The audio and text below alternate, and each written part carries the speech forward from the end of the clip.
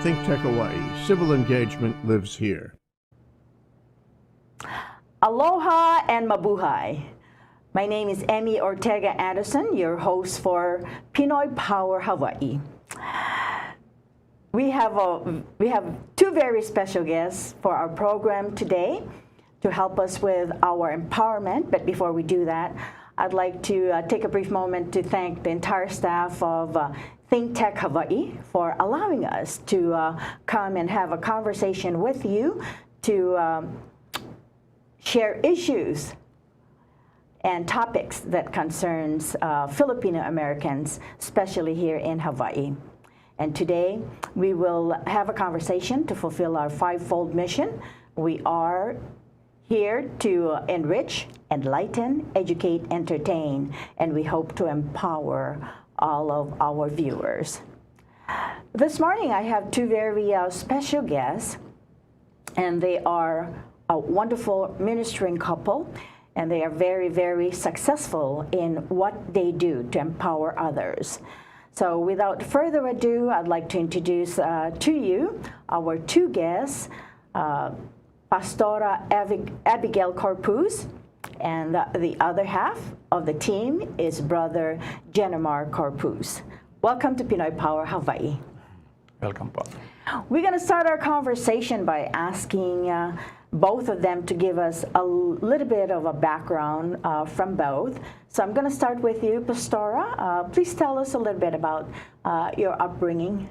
Yeah, I came from a very problematic, miserable, and full of problems, trials, family, because my dad was a womanizer before, and he was an irresponsible father, and my mom was the only one who is our bread earner and who supported us in our education, and we are 6 children in the family. Wow. But thank God, Ate Emmy, because that's the time that we came to know the Lord. My dad was the one who came to know the Lord. He became Christian and accepted the Lord Jesus as his Lord and Savior. And we are totally changed and transformed. So that's the greatest heritage that our dad gave unto us, knowing the Lord.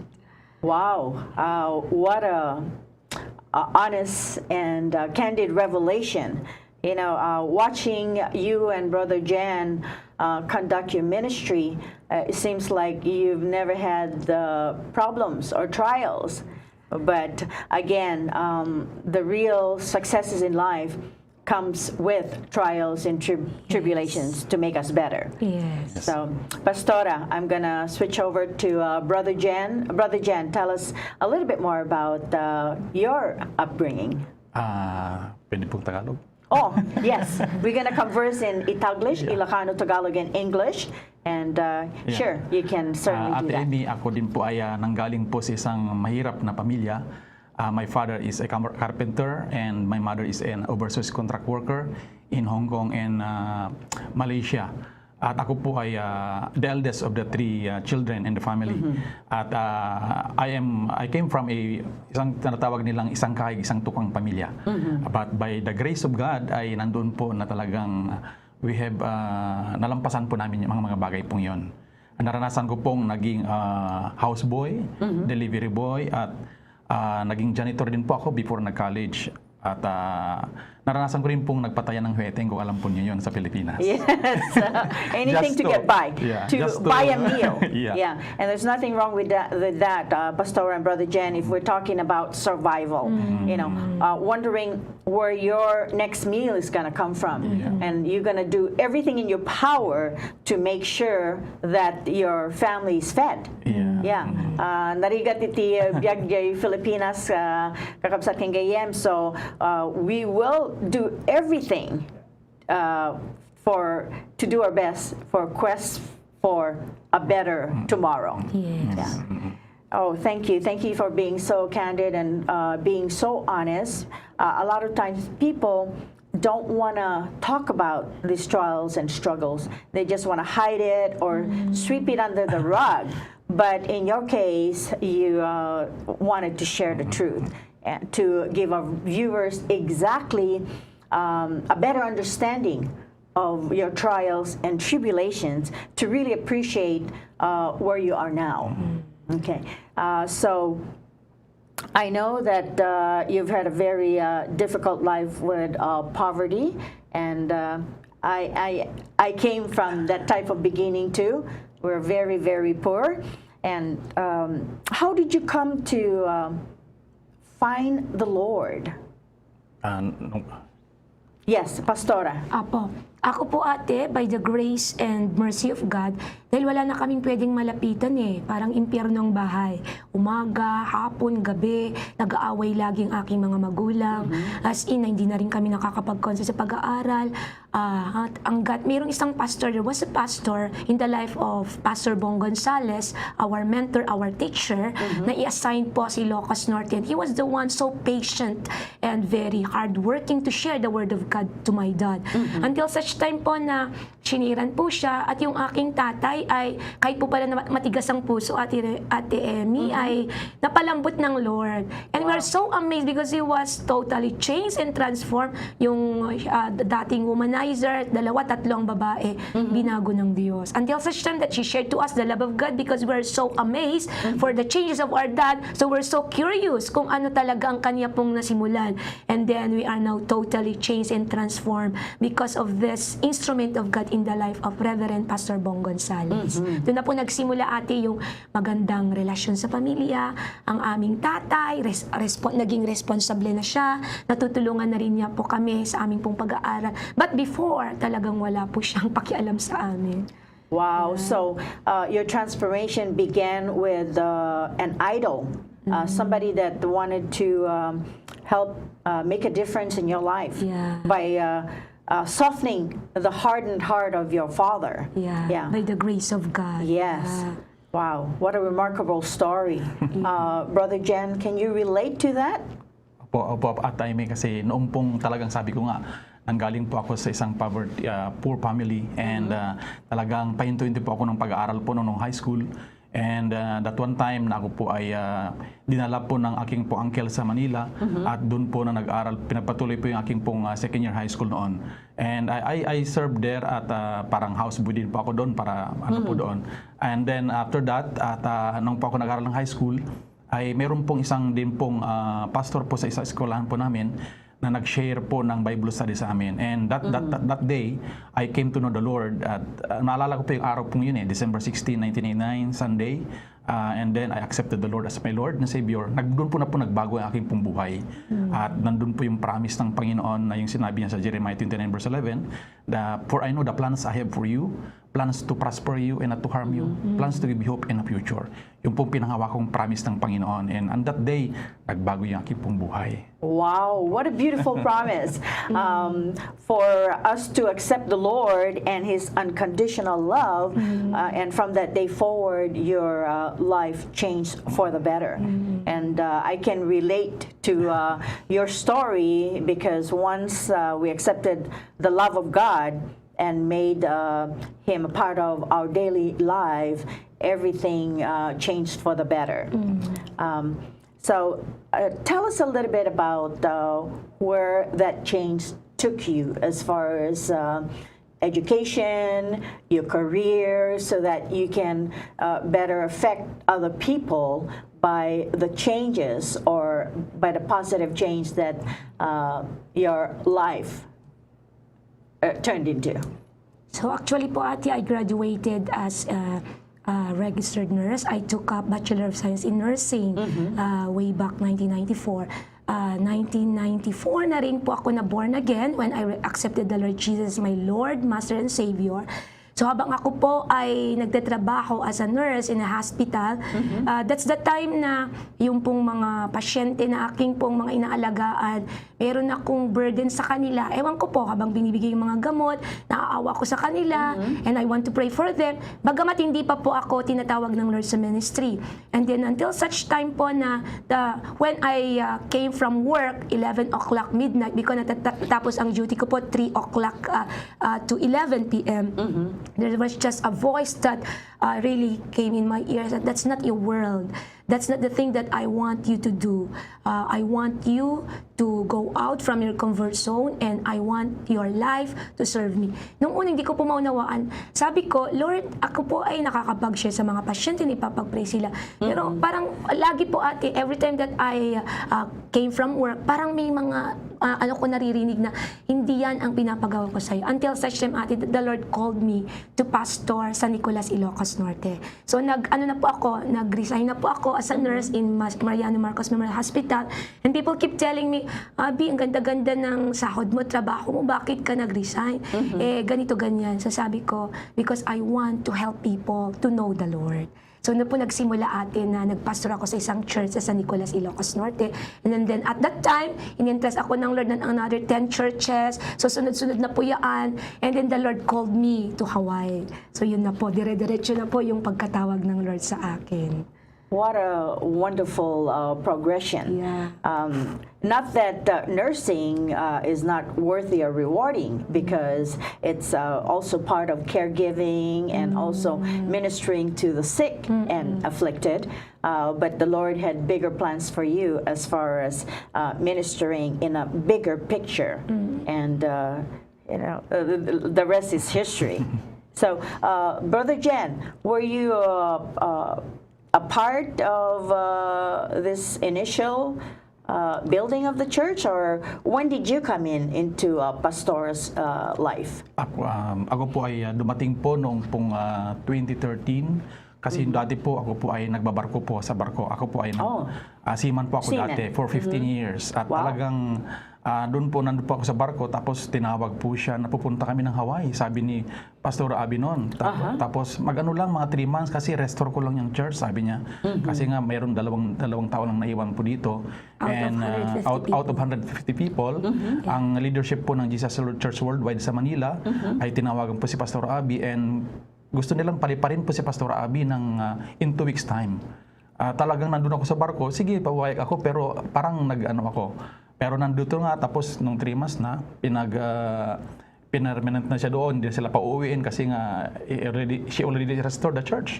At pati yung anak ko, kaya talagang siguro tawag ng Panginoon.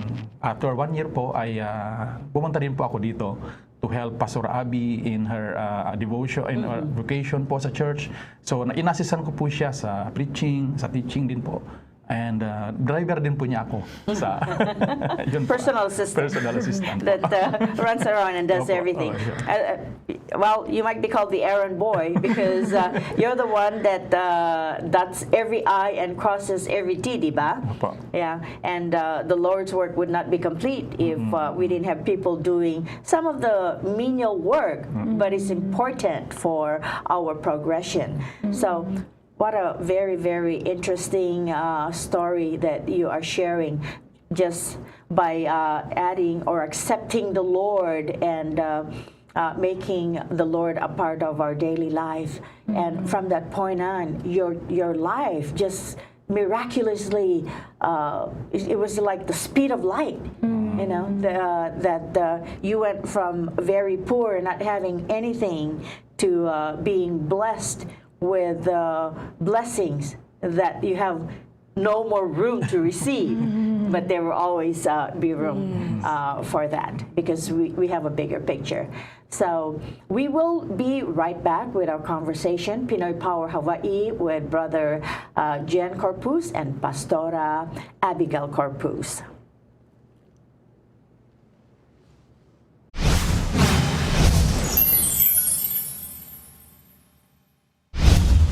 I'm getting older. Do I need to worry about falling? Yes, you do. Each year, 1 in 4 people 65 and older will experience a fall, and many will be serious. The majority of falls happen at home, so remove things that could make you trip and install handrails to keep you steady. To learn more about the steps you can take to help prevent a fall, please talk to your doctor. You can also visit aarpfoundation.org or medicaremadeclear.com/falls. This message was brought to you by United Healthcare and AARP Foundation.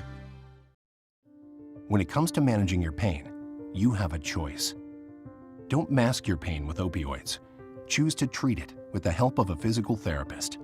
Physical therapists treat pain through movement and exercise. No warning labels required. and you get to actively participate in your care. Choose to improve your health without the risks of opioids. Choose physical therapy.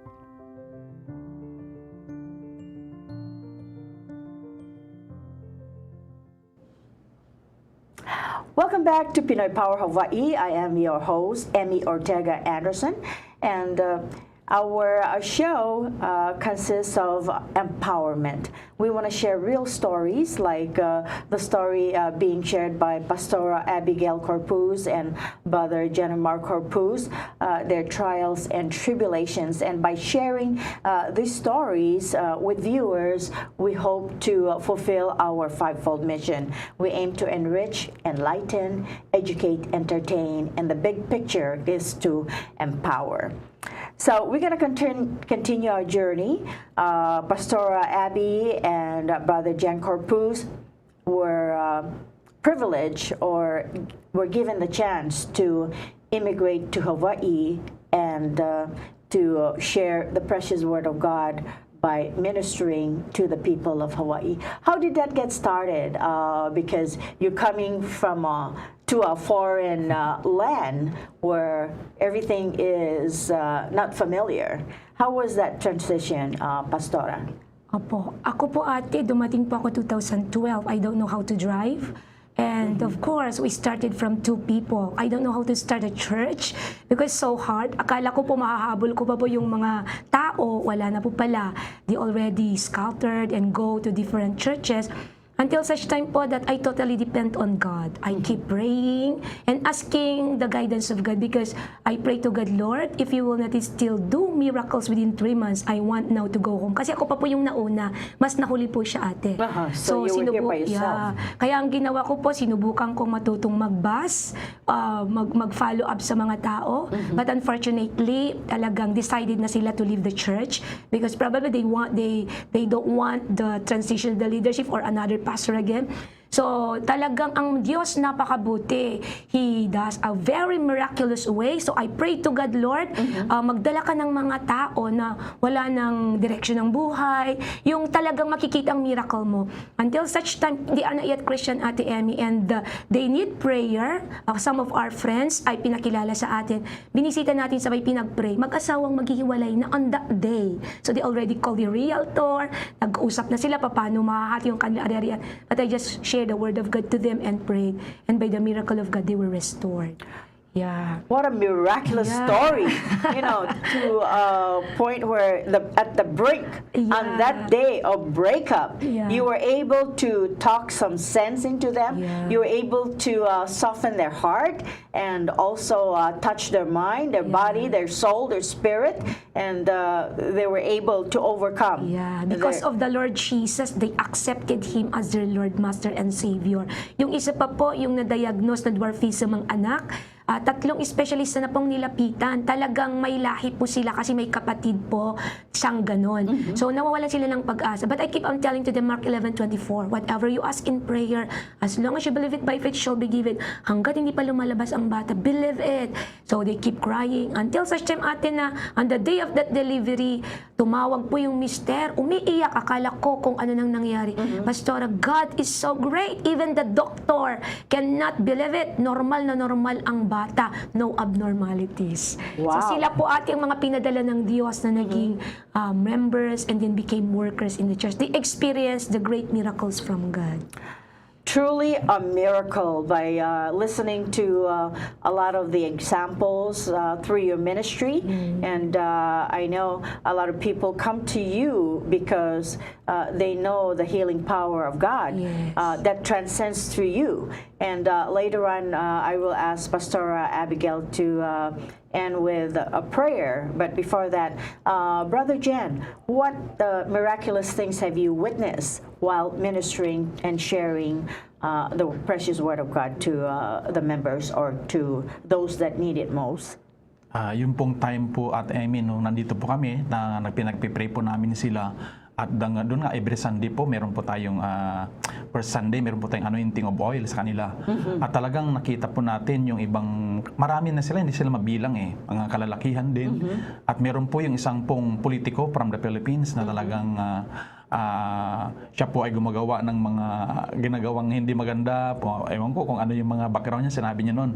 Tapos nung pong nakita ko po yung transformation ng Panginoon, at talagang nung pong pinag-pray natin po siya, nilihenas po natin siya, talagang umiyak po yung taong yun.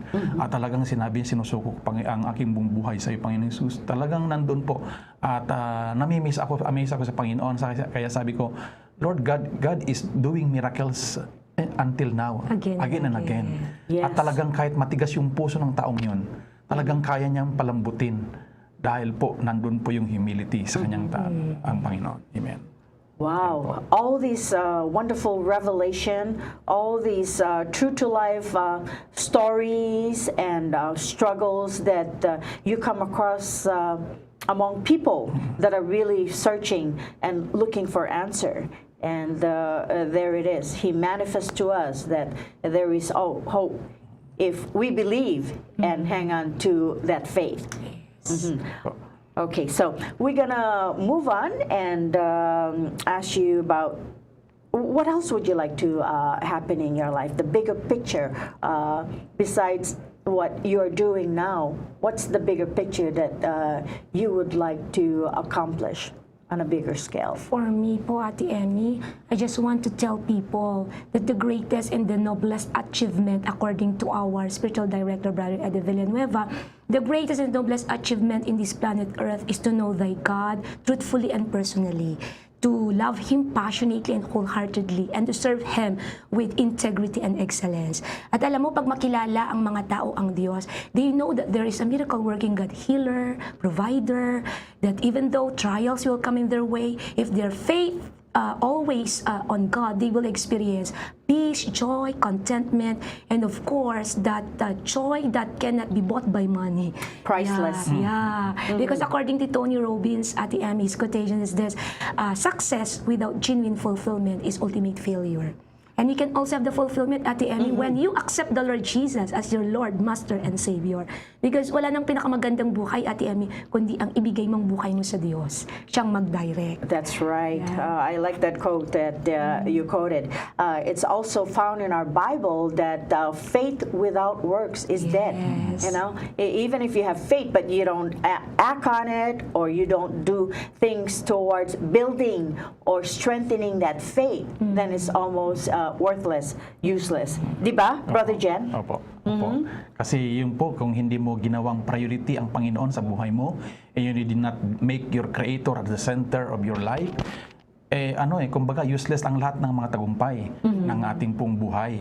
So, yun po yung ating pong sinishare sa ating pong mga kapatiran na talagang the greatest treasure na ating pong makukuha po sa mundo pong ito. Hindi po ang kayamanan, hindi po yung pong fame, yung pong properties, or ang greatest treasure po natin ay yung pong, meron pong, yung ating pong Diyos ay nandito po sa ating pong puso, nananahan sa ating pong buhay. In our hearts. In our hearts po. I couldn't agree with you more, Brother Dan, Pastor Abby, but unfortunately, society kind of dictates to us that success is measured by the worldly possessions that we have. You know, what kind of car do we drive? What places do we travel to? What homes do we live in? And other worldly things that this world is made up of. But I agree with you when we say that the greatest treasures are the ones that we build up in our eternal home, which is being with our Heavenly Father. So, you know, the size of Pastora Abby, some people make a joke and said, "Oh, is this the father and daughter team?" You know, I'm sorry to bring in the picture, but that's reality, di ba? Accepted ko po yun. Okay, you're the father and she's the daughter. Napagkamalian na po kami dati. With the little bit of time remaining, would you kindly pray for our listeners and viewers, those that are maybe needing some healing at this time? If you could take a minute and pray for our well-being and for the goodness of everyone. So, Pastora. Okay, Ate, let's pray. Father, thank you so much for this great opportunity to share your love to these people, even our viewers, oh God.